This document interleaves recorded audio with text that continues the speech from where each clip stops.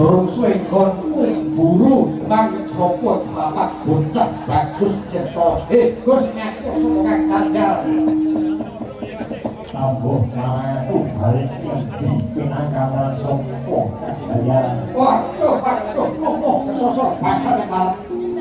bersama upaya jalan takon hatinya kok depan Joko bapak lawan bayaran lho anake Kang Joko asal kapolres di Pak Kule orang susah datang takon mungkin bapakku aku bisa nyukupi itu lho pasti karo aku omong tak Pak ayo lemo kang jam takut buat dia jawab